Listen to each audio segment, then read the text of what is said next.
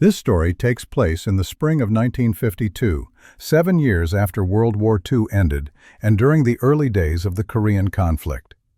I was a civilian contractor hired to inspect an abandoned military training facility in rural Georgia. What I heard during those 3 days challenged everything I thought I understood about time, memory, and the echoes that war leaves behind. My name is Robert Hayes, and in 1952, I was 28 years old, working for the Army Corps of Engineers as a structural inspector. The job was straightforward: evaluate decommissioned military facilities and determine if they could be repurposed or should be demolished. Camp Harrison had been a basic training facility during World War II, operating from 1942 to 1945. At its peak, it housed over 2,000 soldiers at a time, running them through 8 weeks of intensive preparation before shipping them overseas. When the war ended, the camp closed almost immediately. By the time I arrived in April 1952, it had been completely abandoned for nearly 7 years. The facility sat on 300 acres of Georgia pine forest, about 40 miles from the nearest town. The Army sent me there alone with instructions to spend 3 days conducting a thorough structural assessment of all buildings and submit a detailed report. I arrived on a Tuesday morning, driving through the rusted main gate. The guard shack was empty, its windows broken, door hanging off its hinges. Spring vines had begun reclaiming the roads, and the administrative buildings showed clear signs of weather damage and neglect. It was quiet. Unnaturally quiet. No birds singing, no insects buzzing, just the sound of wind moving through empty barracks and my boots on cracked pavement. I started with the headquarters building, taking notes on foundation cracks and roof damage. Everything was as expected for a structure that had been empty for 7 years. But around noon, as I was inspecting the mess hall, I heard something that made me stop mid-sentence in my notes. Voices. Distant but distinct. Men counting in unison. 1, 2, 3, 4. I stepped outside. The sound was coming from the direction of the parade ground, about 200 yards away. I walked toward it, thinking perhaps the Army had sent a team ahead without informing me, or local teenagers had found their way onto the abandoned base. The voices grew louder as I approached. Sound off. 1, 2. Sound off. 3, 4. It was a military cadence, the rhythmic chant soldiers used during marching drills. But when I reached the parade ground, there was no one there, just an empty field of cracked concrete, weeds pushing through every gap. The voices stopped the moment I stepped onto the parade ground. I stood there for several minutes, listening. Nothing. Just wind and silence. "Hello," I called out. "Is anyone here? This is a restricted area." No response. I convinced myself it must have been sound carrying from somewhere else, maybe a military convoy on a distant highway, or a National Guard unit training miles away. Sound can travel strangely in open areas. I continued my inspection, moving through the barracks buildings one by one. They were identical structures, long narrow buildings that had once housed 50 men each. Rows of metal bed frames remained, stripped of mattresses. Foot lockers sat empty. On some walls, soldiers had left behind pencil marks, dates, names, hometowns. Small pieces of humanity in these hollow spaces. Building 7, the 4th barracks I inspected, felt different the moment I entered. The air was colder, which I initially attributed to the building's position in the shade. But as I walked down the center aisle between the rows of beds, I noticed something odd. The dust patterns were wrong. Every other building had been coated in 7 years of undisturbed dust and debris. But here, footprints marked the floor. Fresh footprints. Military boots by the tread pattern, dozens of them, crisscrossing the room as if men had been walking in formation just hours ago. My pulse quickened. Someone had been here recently. But the gate had been locked when I arrived, and I had the only key. That's when I heard it again. Closer this time, much closer. Footsteps, multiple sets, moving in synchronized rhythm.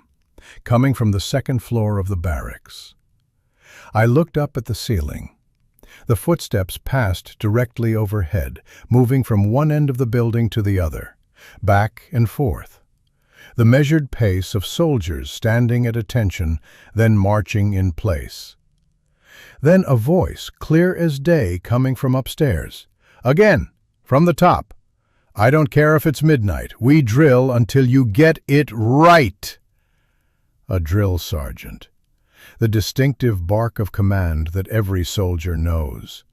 And then in response, the sound of boots stomping in unison. Men responding to orders. The ceiling lights, long dead, flickered once. I stood frozen in that barracks, listening to sounds that shouldn't exist. The building had been empty for 7 years. I had the gate key. There were no vehicles outside except mine. And yet, I was hearing what sounded like a full training session happening on the floor directly above me. I stood at the bottom of those stairs for what felt like an eternity, listening to the sounds of drill practice happening above me. Every instinct screamed at me to leave, to get in my truck and drive back to Atlanta. But I had a job to complete. And more than that, I needed to understand what I was hearing. The footsteps continued their rhythmic pattern overhead. Left, right, left, right. The synchronized movement of men in formation. I could hear the drill sergeant's voice barking commands, though the words were muffled now, like listening through water. I placed my hand on the stair railing. It was ice cold, despite the warm Georgia afternoon. Taking a deep breath, I climbed. The stairs creaked under my weight, the only sound I was making, but the sounds above continued, seemingly unaware of my approach. As I reached the landing halfway up, the temperature dropped dramatically. I could see my breath forming small clouds in the air. When I reached the second floor and stepped into the main room, everything stopped.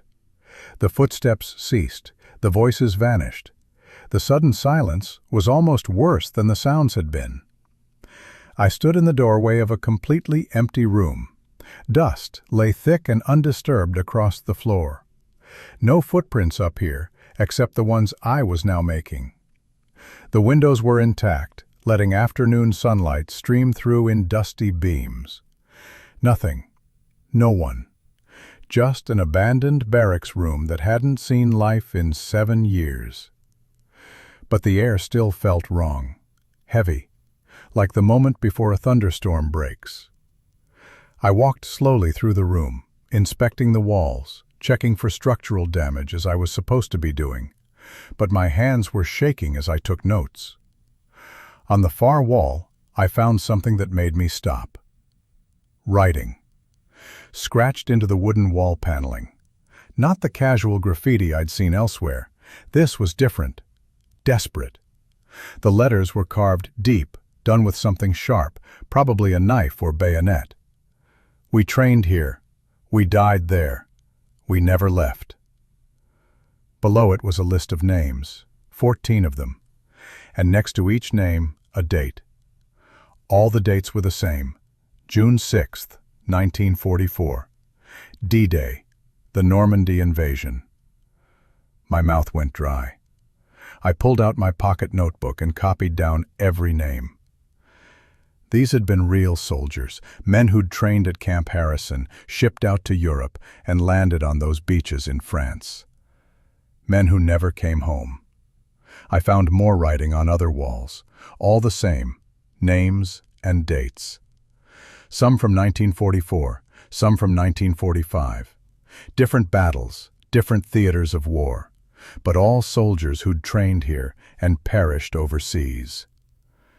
As I was copying the last set of names, I heard footsteps again. But this time, they were behind me, on the same floor. Slow, measured steps. The sound of military boots on wooden floorboards. I turned around. The room was still empty, but the footsteps continued, passing right by me.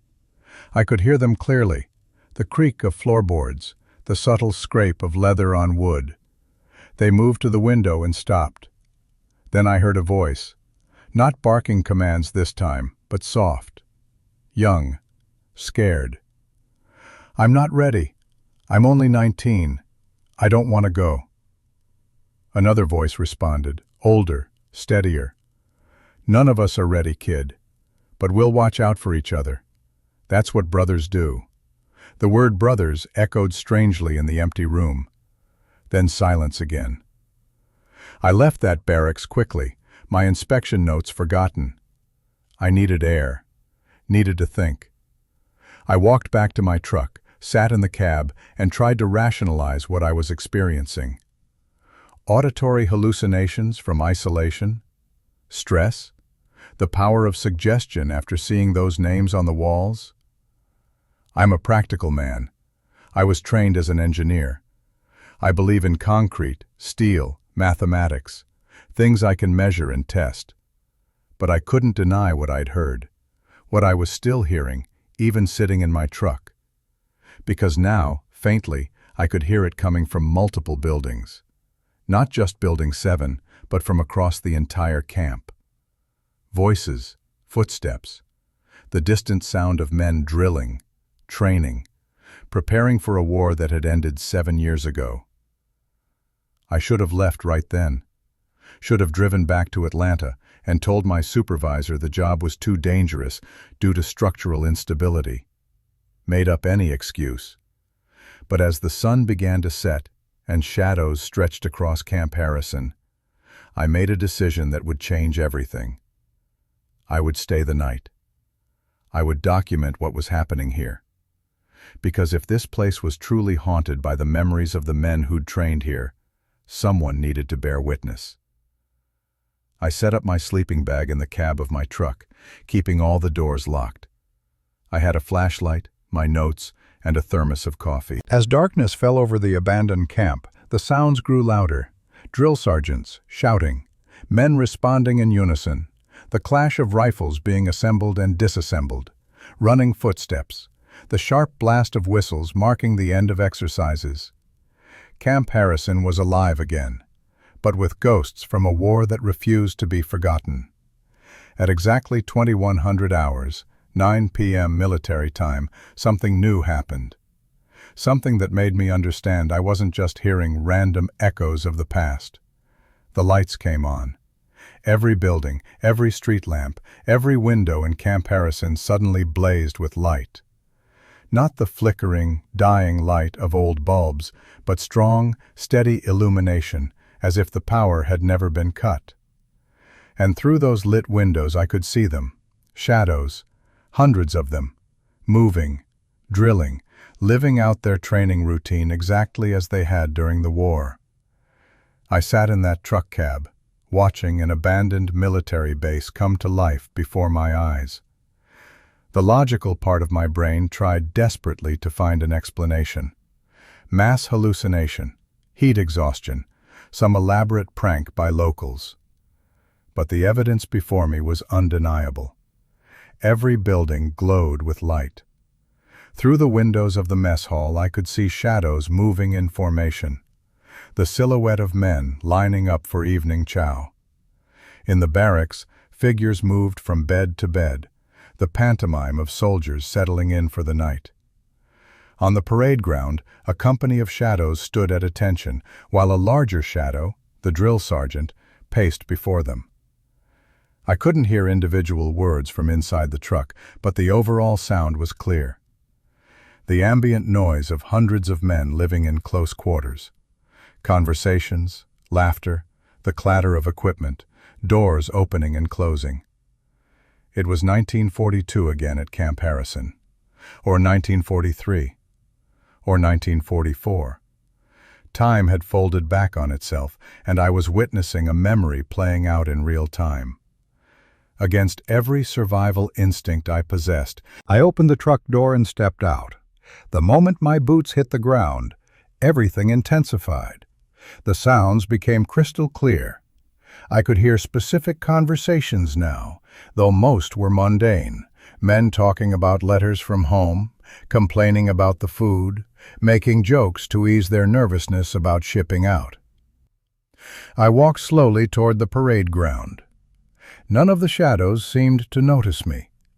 They continued their routines, moving through their world while I moved through mine. Two realities occupying the same space, but not quite touching. As I approached the mess hall, a shadow passed right through me. The sensation was indescribable. Ice cold, yes, but more than that. For just a fraction of a second, I felt what he felt. Homesickness, fear, determination. The weight of an M1 rifle that wasn't really there. The ache in muscles from 12 hours of drills. And underneath it all, a question that every young soldier asked himself. Will I be brave when the time comes? The shadow continued on, unaware of our momentary connection. But I stood there, shaken by that glimpse into a long-dead soldier's thoughts. I spent the next hour walking through Camp Harrison's ghost routine. I watched shadows drill in the parade ground, their movements precise, despite being nothing but silhouettes and light. I stood in the mess hall and watched phantom meals being served, trays being carried, men eating food that existed only in memory. In the barracks, I found the shadows of men writing letters home, cleaning their rifles, playing cards to pass the time. Some were laughing. Some sat on their bunks with their heads down, clearly struggling with the weight of what was coming. One shadow sat alone, separated slightly from the others. He was writing something, his hand moving across paper I couldn't see. I moved closer and realized I could see the words forming in the air, like smoke. Dear Mom, I know you're worried, but I'm okay. The training is hard, but the guys here are good men. We look out for each other. If something happens to me over there, know that I was with brothers. That counts for something. Your son, James. The name James hung in the air for a moment, then faded. I checked my notes. James Hartley, age 19, died at Omaha Beach, June 6, 1944. His name had been carved into the wall upstairs. As midnight approached, the activity in the camp changed. The lights in most buildings dimmed. The parade ground emptied. It was lights out, the end of the training day. But one building remained fully illuminated, Building 7, where I'd first heard the footsteps. I walked toward it, drawn by something I couldn't explain. The front door stood open, which it hadn't been earlier. Light spilled out onto the pathway. And from inside, I heard a voice I recognized, the drill sergeant I'd heard that afternoon. Listen up, men. Tomorrow you ship out. Some of you won't make it back. That's the reality of war. But here's what I want you to remember. You trained together. You became brothers here. And brothers don't let each other die alone. You watch out for each other over there. You fight for each other. And if the worst happens, you make sure you're remembered. Silence. Then in unison, the voices of young men responding, Yes, Sergeant. I stepped through the doorway. Inside Building 7, the scene was clearer than anywhere else in the camp. I could see them now, not just shadows, but almost solid figures. Young men in 1940s Army uniforms, sitting on bunks or standing at attention. Their faces were visible, but somehow blurred, like looking at an old photograph that had faded with time. The drill sergeant stood at the front of the room. He was older than the recruits, maybe 40, with the weathered look of a career soldier. His uniform was crisp, his posture military perfect. And when he looked in my direction, I realized something that made my blood run cold. He could see me.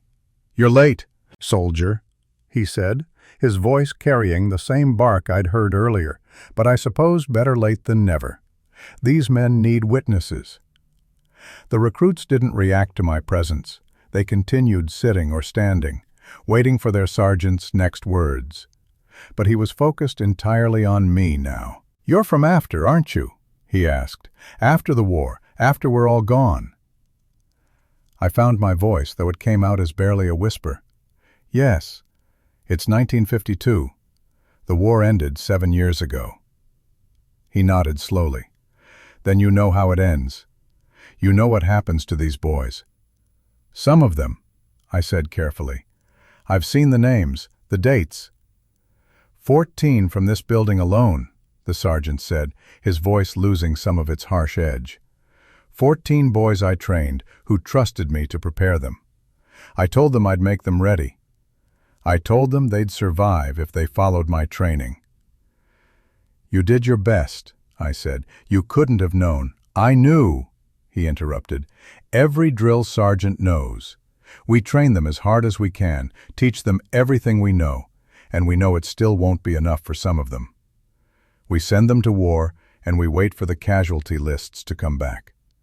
He walked to the window and looked out at the dark Georgia forest beyond the camp. "That's why we're still here. Every one of us. The boys who didn't make it back, they return here every night. And I drill them again, trying to find what I missed, what I could have taught them that would have made the difference." "That's not how it works," I said gently. "You can't change the past." "Can't I?" He turned to face me again. "Then why are you here? Why can you see us? Maybe the past isn't as fixed as you think." One of the recruits stood up. It was James, the young man who'd been writing to his mother. He looked at the sergeant, then at me. "Is it better now?"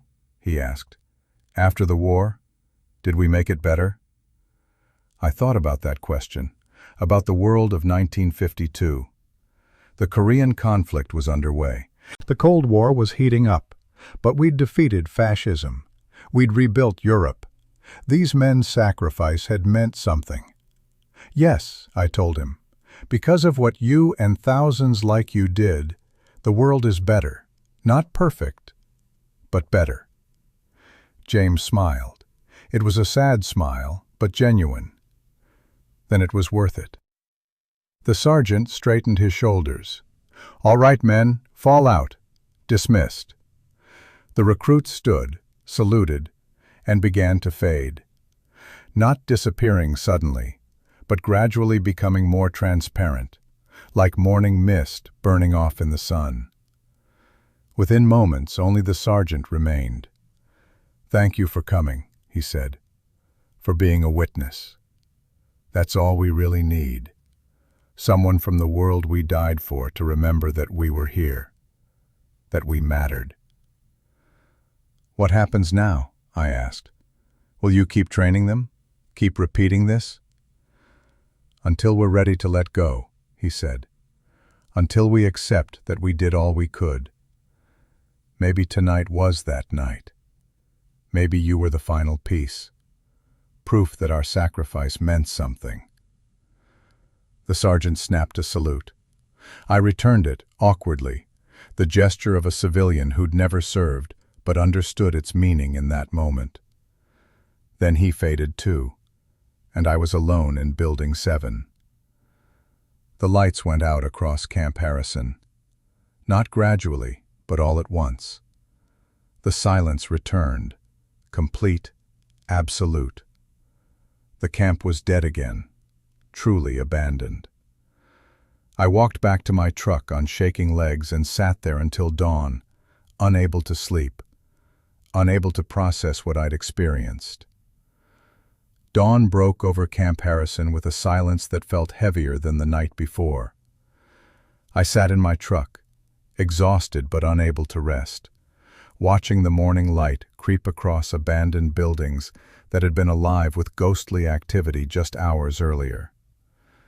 The experience had shaken me, but it had also changed something fundamental. I was no longer here just to assess structural damage. I needed to understand this place. I needed to know why Camp Harrison held such a powerful grip on the men who'd trained here. After a quick breakfast for my provisions, I headed to the one building I hadn't thoroughly explored, the administration headquarters. If answers existed, they'd be in the records stored there. The building was in poor condition. Water damage had warped the floors, and years of Georgia humidity had created the perfect environment for mold. But in the basement, I found what I was looking for: filing cabinets, still locked, containing the camp's operational records. Using a crowbar from my truck, I carefully pried open the cabinets. Inside were personnel files, training schedules, casualty notifications, and correspondence. I spent hours going through them, piecing together Camp Harrison's story. The camp had been established in early 1942, just months after Pearl Harbor. Its purpose was basic infantry training, taking civilian men and transforming them into soldiers ready for combat.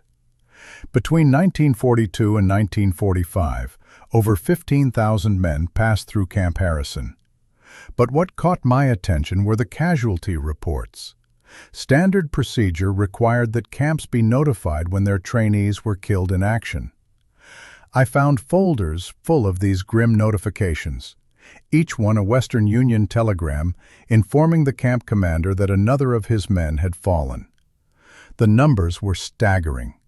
Nearly 2,000 men who'd trained at Camp Harrison died during the war. 2,000 out of 15,000. A casualty rate that was higher than most other training facilities. I kept digging and found something that explained why. A series of memos from 1943, marked confidential. Camp Harrison had been designated as an accelerated training facility due to urgent need for replacement troops after heavy casualties in North Africa and Italy. The standard 8-week basic training program had been reduced to 5 weeks. The memo acknowledged this would likely result in increased losses due to insufficient preparation, but the need for manpower was deemed critical. They'd rushed these men through training, cut corners, sent them to war before they were truly ready. And the drill sergeants knew it. They had to watch as young men they knew weren't fully prepared were shipped overseas to face combat. I found the personnel file for the drill sergeant I'd encountered, Staff Sergeant William Morrison. His service record showed he'd been at Camp Harrison from its opening in 1942 until its closure in 1945. In his file was a single letter, apparently never sent, dated August 15, 1945, the day the war ended. The letter was typed on official letterhead and addressed to the Army Chief of Staff. In it, Morrison detailed his concerns about the accelerated training program. He provided statistics showing that men who'd completed the full 8-week program had survival rates significantly higher than those rushed through in 5 weeks. He requested a formal review of the policy. At the bottom, someone had stamped in red ink, "No action required. War concluded." Morrison had tried to save his men, even after the war ended, tried to make sure their deaths counted for something, that lessons would be learned. But his letter had been dismissed as irrelevant once the fighting stopped. No wonder his spirit couldn't rest. No wonder he kept drilling those soldiers night after night, trying to give them what the Army had denied them: proper preparation, sufficient time, a real chance at survival. I found 14 more folders, each containing the records of men who'd trained in Building 7, Morrison's barracks. The names matched those carved into the walls: James Hartley, Daniel Chen, Robert Wilson, and 11 others, all killed between June and August 1944, during the height of the European campaign. There was a group photograph tucked into James Hartley's file. 20 young men standing in formation outside Building 7, Sergeant Morrison beside them. On the back, someone had written in pencil, "Morrison's Men, April 1944, shipping to England, May 2nd. Of the 20 men in that photograph, 14 never came home. As I sat there surrounded by these records, these fragments of interrupted lives, I understood something profound. Camp Harrison wasn't haunted by random ghosts. It was haunted by a specific guilt. The guilt of a system that had valued speed over safety, that had sent inadequately prepared men to face experienced enemy soldiers. And Morrison carried that guilt most heavily of all. He'd been the one to look these boys in the eye and tell them they were ready when he knew they weren't. He'd been the one to watch them march out of camp toward their deaths. The sun was setting again as I finished going through the records. I'd been in that basement for nearly 10 hours, documenting everything I'd found. Part of me dreaded nightfall, dreaded seeing those shadows again. But another part of me felt a strange sense of purpose. I gathered the most important documents, the casualty reports, Morrison's unsent letter, the photograph from Building 7, and carried them back to my truck. Then I did something I hadn't planned. I went to Building 7 and waited for darkness. Night fell quickly, and with it came the familiar transformation. The lights flickered on across Camp Harrison. The sounds of training resumed. Men drilling, sergeants shouting, the routine of military preparation playing out once again.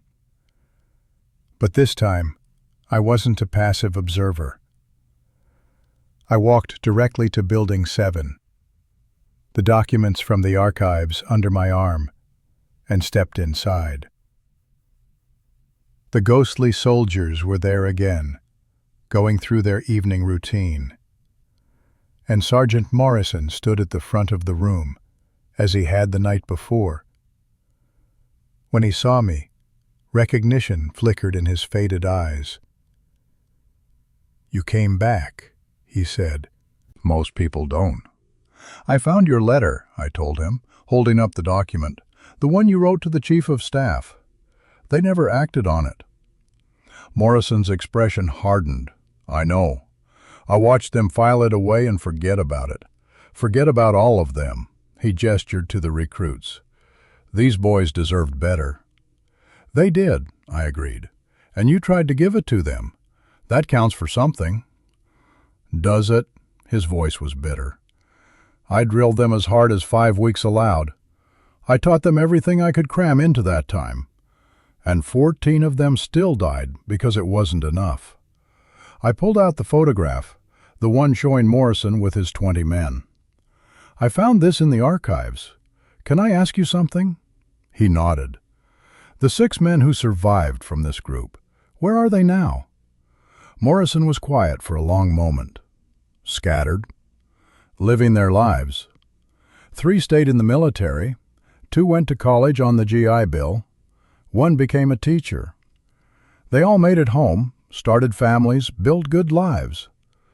Because of you," I said. "Because you trained them as well as you could with the time you had. Yes, you lost 14, but you saved 6. 6 men who went on to have children, grandchildren, who contributed to the world. That's your legacy, too." "It doesn't balance out," Morrison said, but his voice had lost some of its edge. "Maybe it's not supposed to," I replied. "Maybe you're not supposed to be able to save everyone. Maybe the measure of a good teacher, a good leader, isn't perfection. It's doing the best you can with what you're given, and accepting that sometimes your best still isn't enough." One of the recruits, James Hartley, stood up. "He did his best, sir. We all knew that. We knew the training was rushed. We could feel it.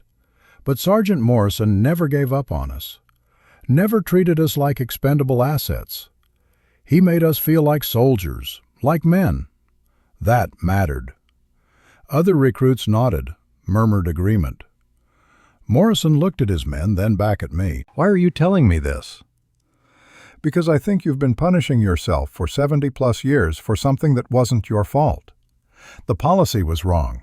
The decision to rush training was wrong. But you did everything you could to mitigate that wrong decision. And these men know it."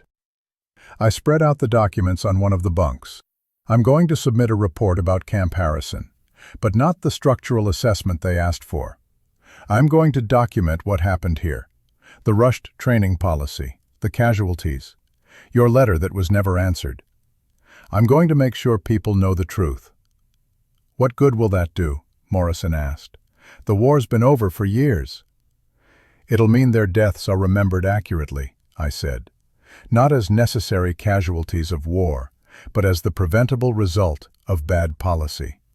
It'll mean future leaders might think twice before cutting corners in training. And it'll mean you and your men finally get acknowledged for what you endured. Morrison stood silent, his form flickering slightly in the dim light. Then, slowly, he straightened to attention and saluted me. Thank you, civilian. That's all we wanted, to be remembered, to have our story told truthfully. I returned the salute. You will be, I promise. The recruits stood as well, forming ranks behind their sergeant. And one by one they began to fade, not disappearing in anguish this time, but dissolving peacefully, like soldiers granted leave after a long deployment. James Hartley was the last to go. Before he faded completely, he looked at me and smiled. Tell my mother I was okay. Tell her the sergeant took good care of us. I will, I promised, though I knew his mother had likely passed years ago. Sergeant Morrison was the final figure remaining. One more night of drill, he said quietly. Then I think we're done here. Thank you for giving us permission to rest. You always had permission, I told him. You just couldn't give it to yourself. He nodded once, then faded away, and Camp Harrison went dark for the final time. I left Camp Harrison on Thursday morning, 3 days after I'd arrived. My truck was loaded with documents, photographs, and notes that had nothing to do with the structural assessment I'd been sent to conduct. The drive back to Atlanta gave me time to think about what I was going to do. I could submit the standard report, recommend demolition based on weather damage and neglect, and file away everything I'd experienced as something too strange to share. That would be the safe choice, the career-smart choice. But I kept thinking about Sergeant Morrison's face, about James Hartley writing that letter to his mother, about 14 young men whose deaths had been filed away and forgotten.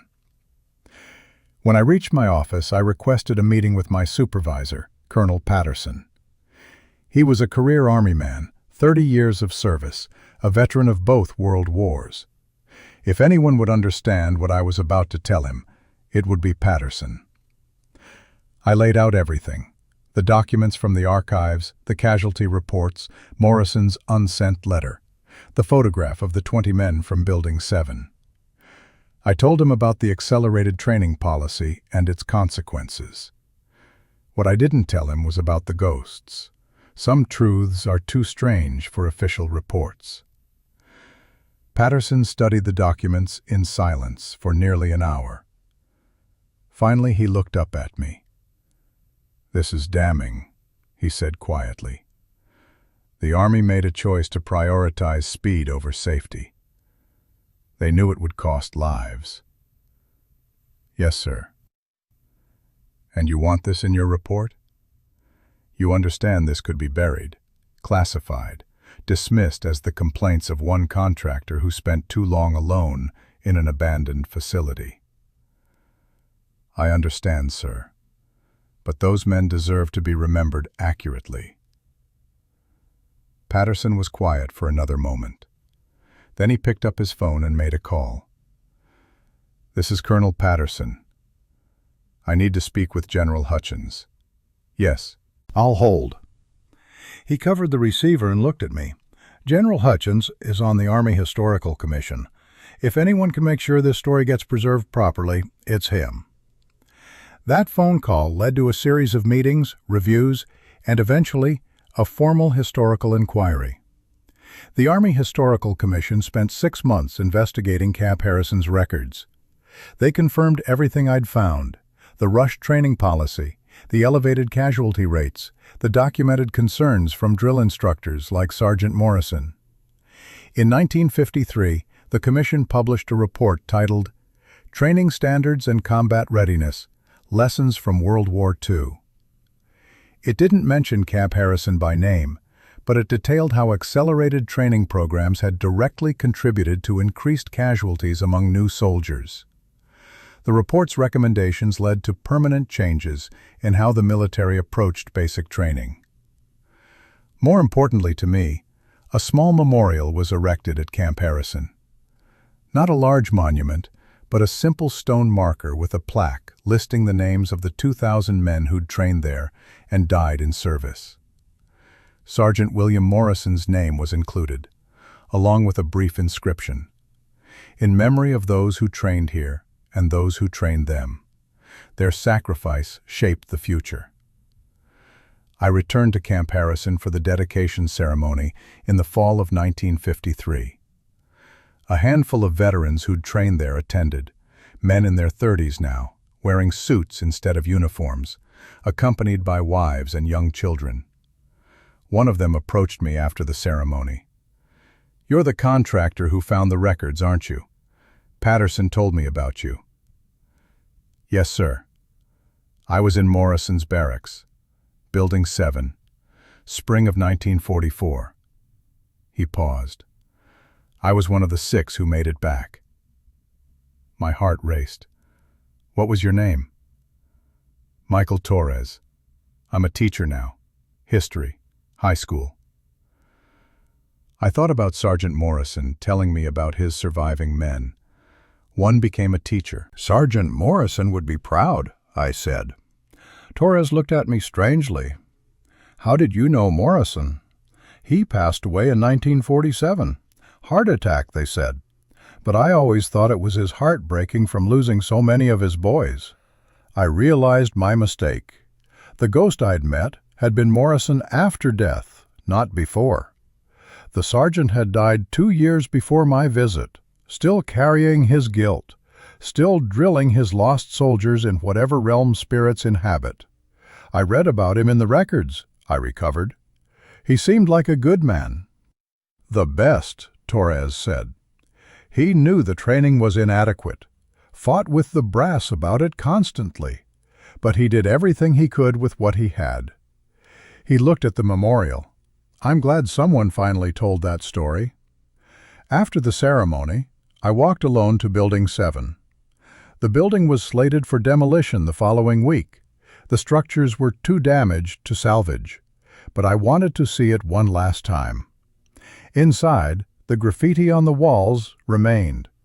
The names, the dates, the desperate scratching of soldiers preparing to face their mortality.